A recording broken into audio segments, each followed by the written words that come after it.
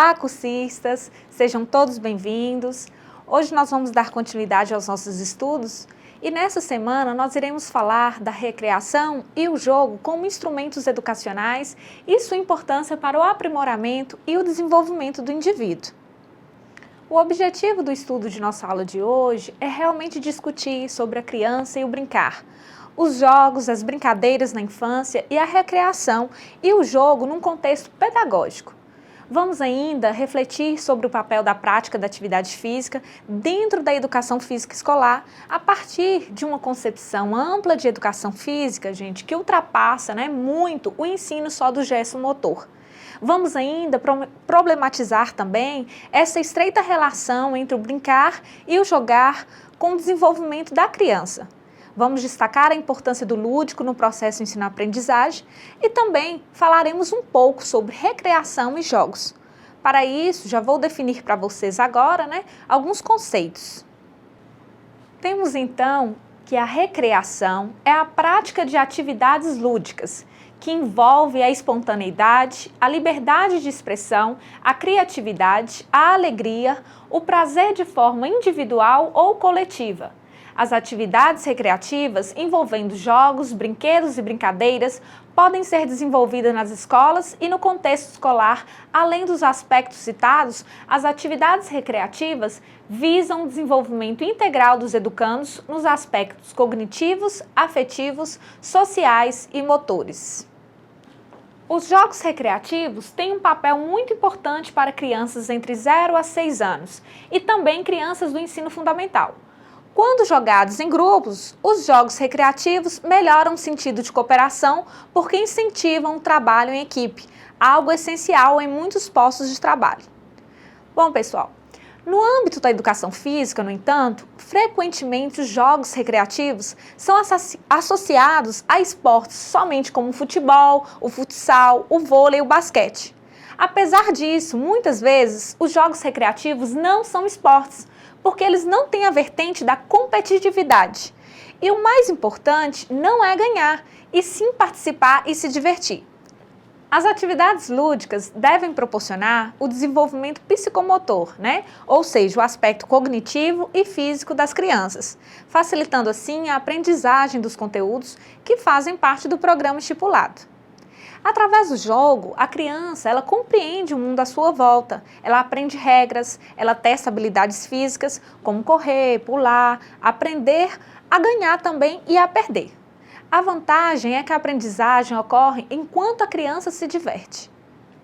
Quando a criança brinca, ela elabora hipóteses para a resolução de seus problemas, busca alternativas para transformar a realidade, aprende sobre si mesmo e sobre o mundo que a cerca. Realiza seus sonhos, desejos, criando e recriando as situações que ajudam a satisfazer algumas necessidades interiores presentes. Experimenta emoções, ganha autoconfiança, aprende a reforçar seus laços afetivos, desenvolve a linguagem, cria oportunidades para o aprendizado e a criatividade e a comunicação da criança. Isso segundo Moyles. A criança e o brincar, então, são contextos indissociáveis. O brincar é tão essencial à criança quanto o trabalho é para os adultos. Não se pode pensar ainda na ideia de ter uma criança sem dar-lhe tempo e proporcionar-lhes momentos de ser e de se sentir criança. A criança que não brinca, não aprende, não tem interesse, não tem entusiasmo, não demonstra, sim, sensibilidade e não desenvolve a afetividade. Daí a necessidade de compreender o brincar como uma linguagem infantil, uma maneira que as crianças pequenas utilizam para falar, não convencionalmente, mas para se expressar e demonstrar seus sentimentos, suas vontades e também suas inquietudes. O momento da brincadeira é uma oportunidade de desenvolvimento para a criança. Através do brincar, ela aprende, ela experimenta o mundo, as possibilidades, relações sociais, elabora sua autonomia de ação, organiza suas emoções. O que acontece? Às vezes os pais não têm conhecimento do valor da brincadeira para o seu filho. A ideia muitas vezes divulgada é então a de que o brincar seja somente um entretenimento, como se não tivesse outras utilidades mais importantes. O brincar, pessoal, ele desenvolve a aprendizagem da linguagem e a habilidade motora. A brincadeira em grupo, ela favorece alguns princípios como compartilhar, a cooperação, a liderança, a competição e a obediência, principalmente às regras.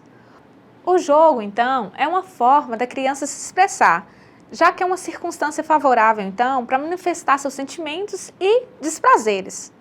Assim, um brinquedo, ele passa a ser a linguagem da criança. No ambiente escolar, então, a criança tem essa oportunidade de estar com outras crianças, de entender as diferenças e também aprender a socializar-se.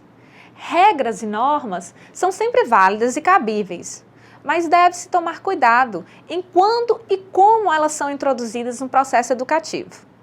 A negação repetitiva e sem fundamento coerente gera insatisfação nessa criança, desinteresse em aprender. O que chama a atenção é pensar que existem tantas escolas que focam somente na alfabetização e esquecem que a proposta pedagógica das pré-escolas deve ser desenvolvida eminentemente através de concepções voltadas para o brincar e o cuidar. Identidade e autonomia também são os eixos temáticos mais importantes referentes ao currículo da educação infantil.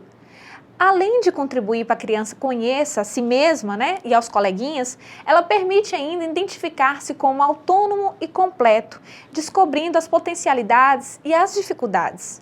Permite ainda ao educador uma intervenção mediada e transcendente. Para Montessori, em seus estudos, principalmente um estudo intitulado Pedagogia Científica, ela vem a dizer que a liberdade de expressão permite às crianças revelar suas qualidades e necessidades que permaneceriam ocultas ou mesmo recalcadas no ambiente hostil à atividade espontânea.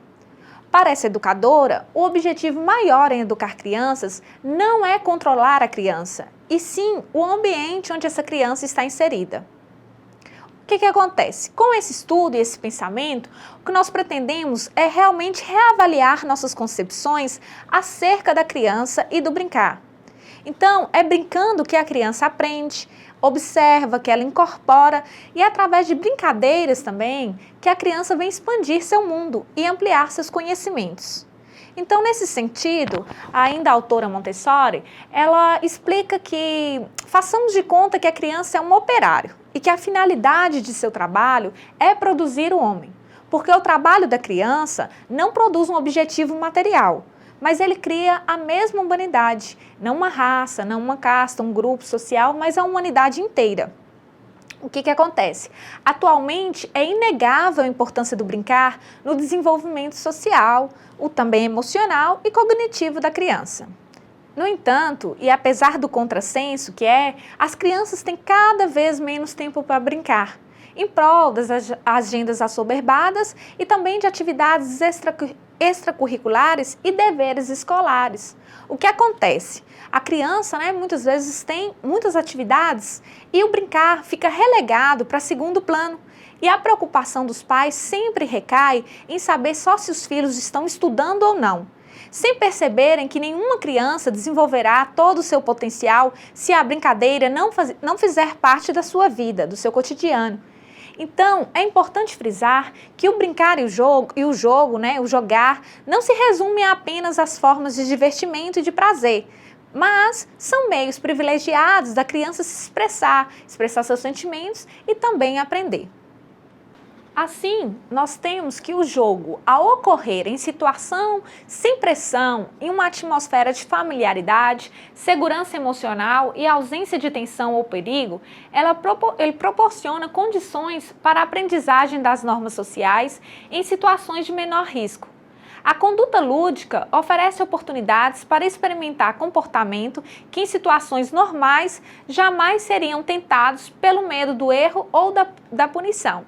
Isso, segundo Kishimoto, que diz que o jogar tem que ser sem pressão, que a criança tem que se sentir num meio lúdico para ter uma segurança emocional e sem tensão. Por intermédio, então, da brincadeira, a criança explora, ela reflete sobre a realidade e a cultura na qual ela está inserida, interiorizando-a. A experimentação também dos diferentes papéis sociais, quando a criança faz, por exemplo, o papel de mãe ou de pai, de bombeiro, de super-homem, através do faz de conta em geral, ainda permite à criança compreender o papel do adulto e aprender a comportar-se e a sentir como um adulto, constituindo-se como uma preparação para a entrada, no mundo dos adultos. A criança, ela procura, sim, conhecer o mundo e conhecer a si mesma. Por outro lado, através da brincadeira também, a criança tem a oportunidade de simular situações e conflitos da sua vida familiar e social. O que acontece? Isso permite uma expressão das suas emoções. Brincar, então, é uma forma segura das crianças ensinarem os seus medos, as suas angústias e a agressividade e de tentar elaborar e resolver os seus conflitos internos. Os jogos, no caso, nos quais está implícito o perder e o ganhar, permite também que a criança possa começar a trabalhar a questão da resistência à frustração. Aprender a lidar com esse sentimento é essencial para o seu equilíbrio emocional e também para o desenvolvimento da personalidade. Outro aspecto importante do brincar, pessoal, é o desenvolvimento do raciocínio, da atenção, da imaginação, da criatividade. Na medida em que as brincadeiras elas trazem novas linguagens, elas ajudam a criança a pensar. Bom, se quisermos pensar, a realidade de forma criativa, o brincar, então, vem desempenhar um papel igualmente importante na socialização da criança, permitindo-lhe aprender a partilhar, a cooperar, a comunicar e a relacionar-se. Desenvolve a noção de respeito por si e pelo outro, bem como sua autoimagem e também trabalha com sua autoestima. Nossa, os benefícios do brincar, como vocês já puderam perceber, são inúmeros, inesgotáveis. E é muito importante que os pais não esqueçam de definir na agenda da criança sempre um espaço diário para ela não fazer nada. É aí que surge o espaço para brincar, A brincadeira tem esse momento. Os pais, então, têm um papel fundamental no que diz respeito à preparação desse espaço, nessa seleção dos brinquedos e dos contextos a serem explorados, proporcionando então à criança um ambiente de qualidade e enriquecedor da imaginação infantil, que estimule assim as interações sociais com outras crianças, os próprios familiares e os amiguinhos. Importa ainda lembrar, pessoal, quando eu falo que enriquecedor, não significa proporcionar brinquedos caros, mas meios que vão permitir a exploração das diversas linguagens. Quais linguagens? A linguagem musical, corporal, gestual e ainda a linguagem escrita. O adulto, ele pode e deve participar na brincadeira, uma vez que o seu envolvimento não só estreita os laços afetivos com a criança, mas aumenta o seu nível de interesse e motivação. Na interação, o adulto tem a oportunidade de conter e ajudar a criança na elaboração das suas inquietações que surgirem porventura durante o momento da brincadeira. Bem como o adulto ainda enriquece e estimula a imaginação da criança, despertando-lhe ideias e questionando para a descoberta de soluções. O desenvolvimento da criança, então, está intimamente ligado às experiências vivenciadas por ela no seu meio social, onde está inserida. Nas brincadeiras e jogos, a criança participa da construção do mundo e progressivamente ela vai adquirindo conhecimentos, experiências, pois o jogo ele é mais do que uma simples diversão. Ele é um poderoso instrumento para a aprendizagem das regras da boa convivência, como afirma Kishimoto. Segundo Kishimoto, o jogo, ao ocorrer em situações sem pressão, em atmosfera de familiaridade, segurança emocional e ausência de tensão ou perigo, proporciona condições para a aprendizagem das normas sociais em situações de menor risco. A conduta lúdica oferece oportunidades para experimentar comportamento que em situações normais jamais seriam tentados pelo medo do erro ou punição. Os jogos e as brincadeiras, então, podem ser consideradas atividades ricas em estímulos e capazes de proporcionar à criança se desenvolver em todas as dimensões da formação integral.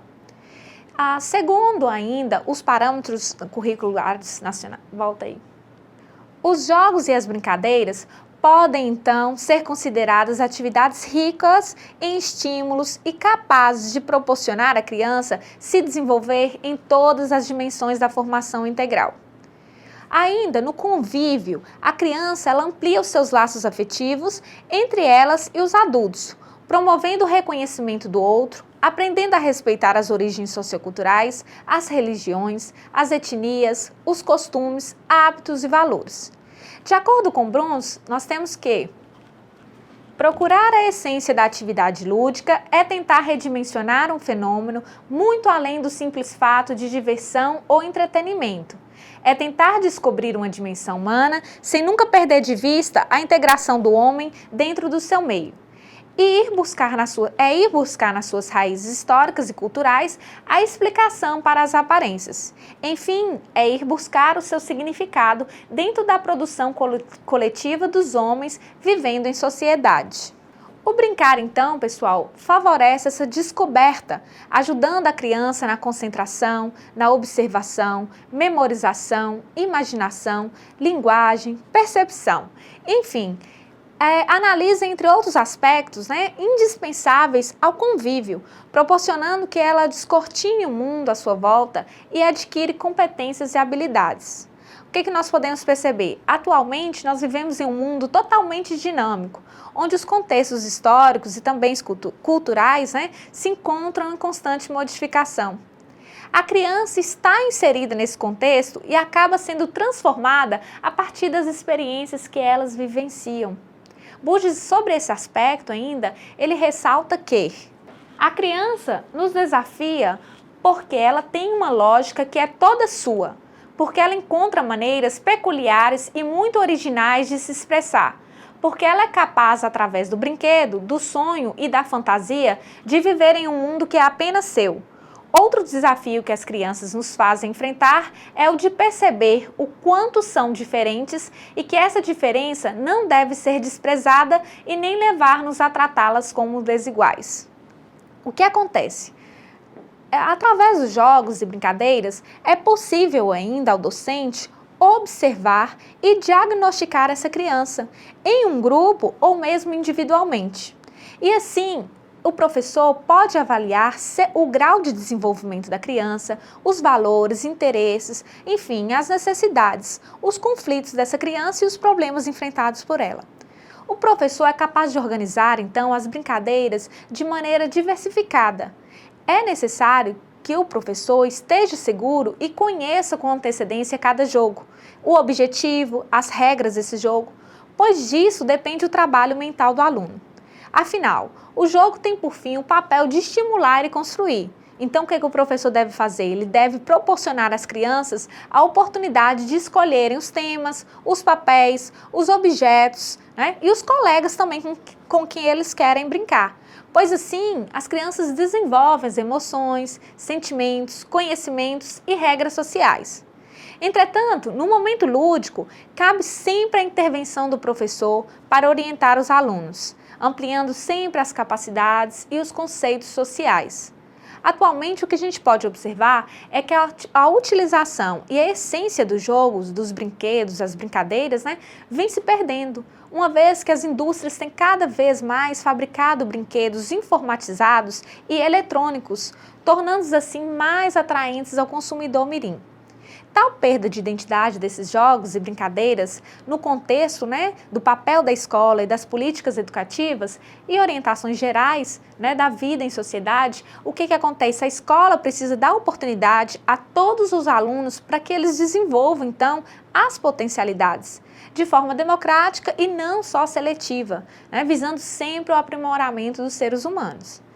Além disso, é no ambiente escolar também que deve ser criado o intuito de estimular o aparecimento das potencialidades da criança.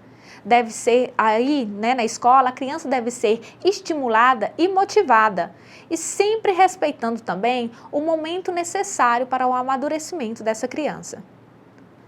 Vamos falar um pouco sobre a recreação e o jogo no contexto pedagógico. O jogo, ele é concebido e utilizado no contexto educacional, para o atendimento de diferentes metodologias e finalidades. O estudo das vertentes permite a compreensão de concepções que sustentam ou negam o jogo, como recurso pedagógico. Para análise das tendências pedagógicas de jogo no contexto educacional, nós tomamos como referência básica, vou citar aqui, o texto do Eixo Brincar, publicado pelo MEC, o Ministério da Cultura, no ano de 1998. Nós temos, então, o Referencial Curricular Nacional para a Educação Infantil, chamado também conhecido de RCNI. Esse material foi divulgado e distribuído para análise de sugestões e resultou na versão final do que a gente conhece hoje, do Documento Referencial Curricular Nacional para a Educação Infantil. No entanto, pessoal, o estudo do jogo não é recente. Desde o século XIX, estudiosos já assumiram o jogo como um objeto de investigação e elaboraram, então, pesquisas que procuraram compreender e explicar a importância desse tipo de atividade na vida dos homens, também dos animais. Esse estudo, ele continua influenciando as tendências, as concepções atuais, sobre o jogo. Uma outra visão vem, então, conceber o jogo como um instrumento didático. O que acontece? Nessa perspectiva, a brincadeira é tratada como um meio preparatório para a aprendizagem e um domínio de conteúdos escolares das diferentes áreas. O que acontece? A intervenção do educador é diretiva e sua meta é desenvolver nas crianças habilidades escolares específicas e noções previamente definidas, preparatórias para a aprendizagem de conteúdos. Então, os materiais, objetos, brinquedos pedagógicos, jogos didáticos e autoinstrutivos são oferecidos para o desenvolvimento da coordenação motora, da noção espaço-temporal da criança, o domínio das formas, as dimensões, as cores, letras, formas e números. Quando os objetivos instrucionais, que eu falei, são priorizados pelos educadores, esse documento ele ressalta que essas contribuições são mais significativas e acabam secundarizadas. Ainda o documento ressalta que não pode ser considerado como jogo ou brincadeira uma atividade cujos temas, os papéis, os objetivos e as ações das crianças são definidos a priori pelo educador, mas para atingir algumas determinadas finalidades. O documento ainda, como componente participante da grade curricular da educação básica, da educação física, assumirá outra tarefa: inserir na cultura corporal do movimento a criança, formando um cidadão que vai produzir, reproduzir e transformar essa cultura e orientando na prática da aptidão física, do esporte, das atividades rítmicas, da dança, do jogo mesmo e da ginástica. Como enfatiza Beth, há de ser plena a integração que resultará na vivência de cultura corporal de movimento, tanto é cognitiva como social, afetiva e motora. Vale dizer então, gente, que essa integração é uma integração de personalidade. O que acontece? A educação física possui dessa forma uma tradição técnico-pedagógica de pelo menos um século e meio aí, de estratégias de ensino nos campos da ginástica, da recreação, do esporte e das atividades rítmicas e expressivas, tais como autotestagem, jogos de competição, cooperação, resolução de problemas, jogos de mímica e expressão corporal, grandes jogos, jogos rítmicos, exercícios em duplas, trios, com ou sem material, aulas com músicas, aulas historiadas, jogos pré-esportivos, gincanas, os campeonatos, enfim. Como afirma ainda Santin, pessoal, no material que nós trabalhamos, parece que o homem da ciência e da técnica, ele perdeu essa felicidade e alegria de viver. Então, a capacidade do brincar e a fertilidade da fantasia, da imaginação, são guiadas pelo impulso lúdico. Já a brincadeira, dentro de sala de aula, ela não pode ser utilizada como um meio de sedução, só para prender a atenção desse aluno, das crianças, nos conteúdos. Caso ela seja utilizada dessa forma, sem um eixo pedagógico, ela deixa de ser brincadeira e passa a ser uma outra atividade, que então é controlada, orientada e com finalidades explícitas. Propostas que usam, então, o jogo como atrativo apenas falseiam a realidade. São formas alienantes que visam alcançar os resultados pedagógicos. A brincadeira didatizada, como a gente chama, ela oculta então o objetivo de ensino e torna a aprendizagem involuntária e imperceptível. Uma prática educativa que se pauta só na aprendizagem significativa, ela explicita o objetivo didático para a criança e motiva a alcançá-lo de maneira voluntária e intencional, não precisando de artifícios para se efetivar. Então, o que acontece? A função da escola, das instituições educacionais, vem ser, então, preparar essa criança para as etapas de ensino posteriores, por meio de exercícios repetitivos de prontidão, ou ainda utilizando a brincadeira como um simples recurso didático. E contraria, então, a existência do brincar como praxe social infantil, pois os objetivos não combinam com a espontaneidade e a liberdade, que são valores presentes que devem ter na atividade lúdica infantil. Então, pessoal, as posições dos autores que eu citei aqui, para vocês, e principalmente do Referencial Curricular Nacional, o RCNE, apontam para a sutileza da utilização, então, da brincadeira como um recurso pedagógico no contexto educacional e alerta para o cuidado que o professor deve ter para não descaracterizar nem o jogo e nem o trabalho escolar, mas utilizar ambos como recursos pedagógicos, garantindo as especificidades desses dois tipos de atividades. É possível também trabalhar o jogo dentro da sala de aula? Aí vocês me perguntam, é possível, professor? Sim.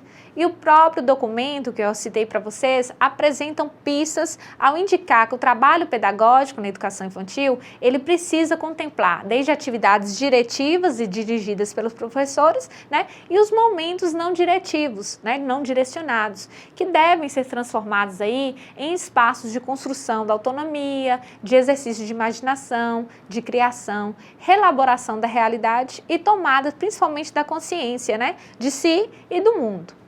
Apesar de a aprendizagem e o jogo eles serem atividades de naturezas diferentes, elas podem ser utilizadas de forma complementar. Que é isso? Colaborando ainda com a superação dessa falsa dicotomia, que a gente instalou aí na escola, onde o jogar e o aprender são atividades não conciliáveis.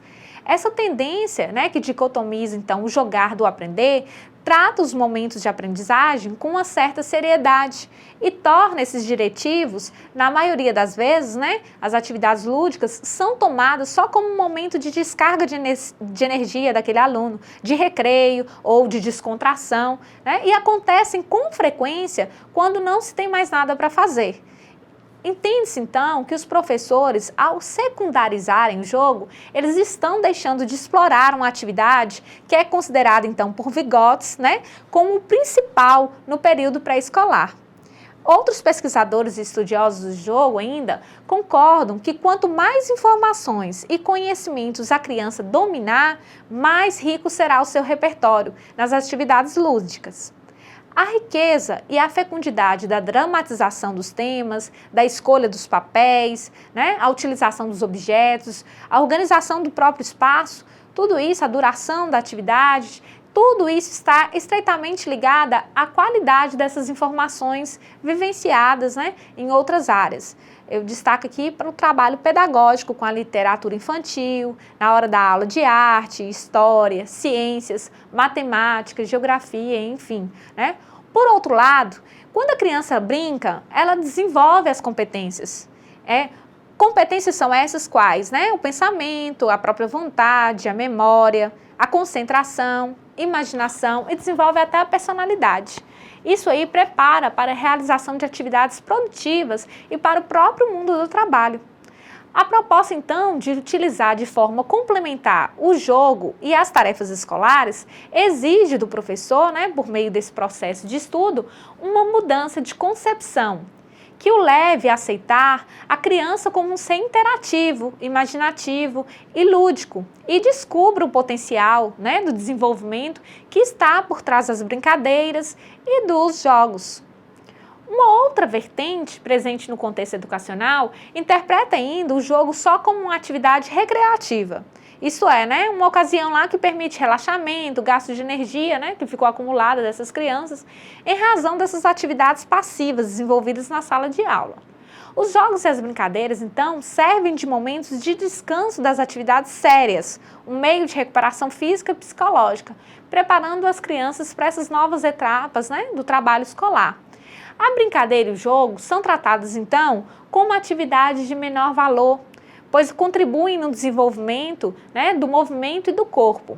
Essa visão, então, que concebe de forma, né, diferente as atividades do corpo e da mente, ao longo da história da civilização ocidental, erroneamente, né, privilegiou só as operações mentais, que a gente chama, tratando-as como mais elevadas em razão de uma suposta função cortical superior, secundarizando as ações feitas com o corpo, concebidas como menos importantes, né?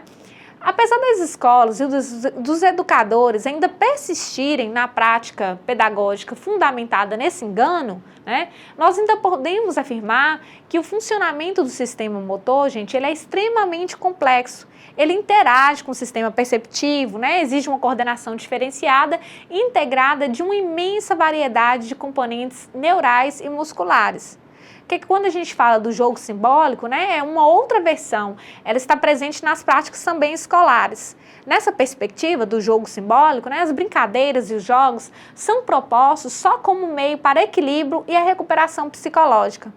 Esses momentos servem para a criança, né, extravasar as emoções, as frustrações e os próprios sentimentos traumáticos, né, causados por situações do cotidiano ou na escola.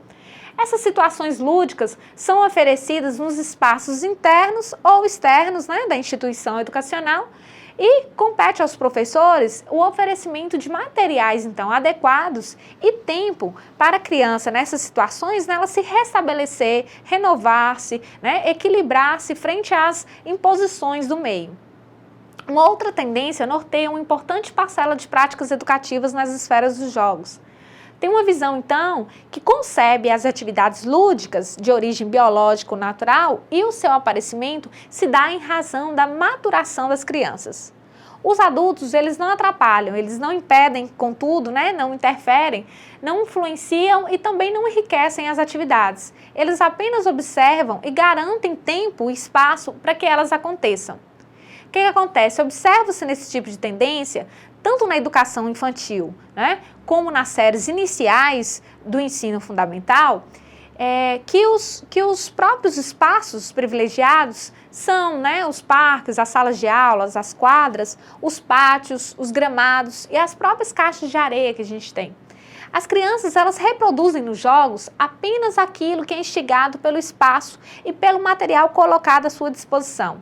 Ou então, as atividades que aprenderam de maneira informal, na rua, brincando, né, em casa, ou mesmo por influência, né, da televisão, entre outros instrumentos da mídia.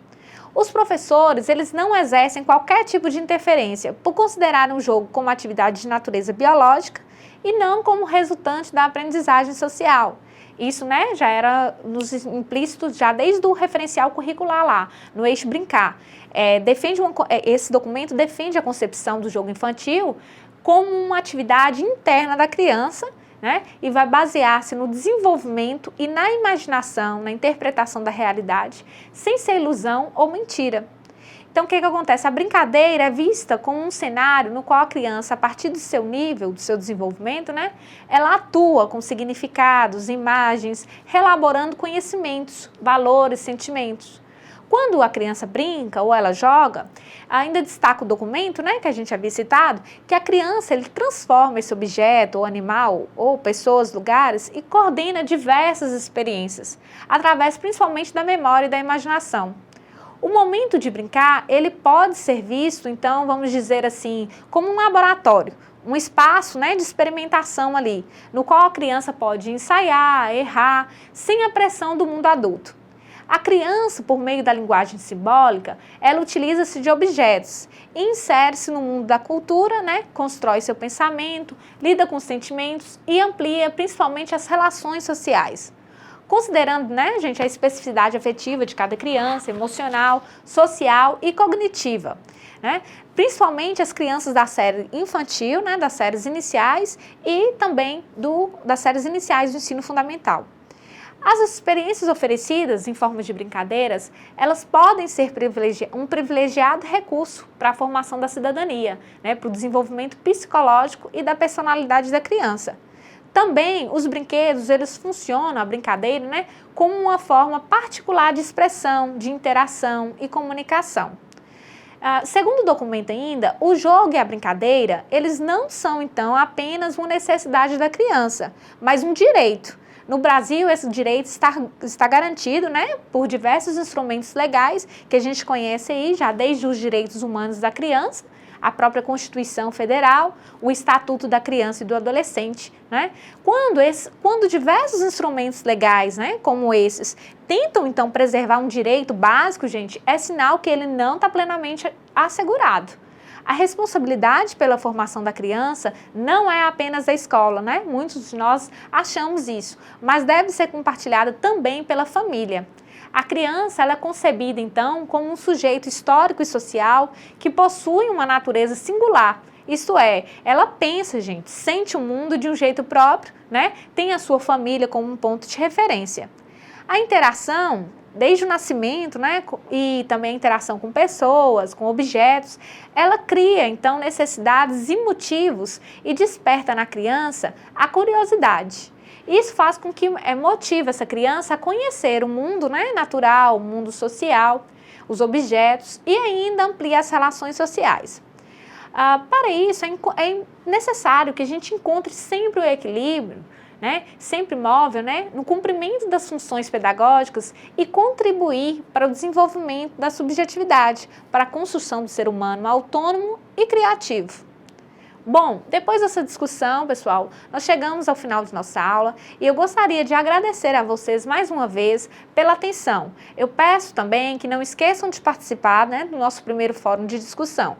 E qualquer dúvida, vocês já sabem, entre em contato por meio do Fórum Tira Dúvidas. No mais, uma boa semana de estudos para todos e até a próxima aula.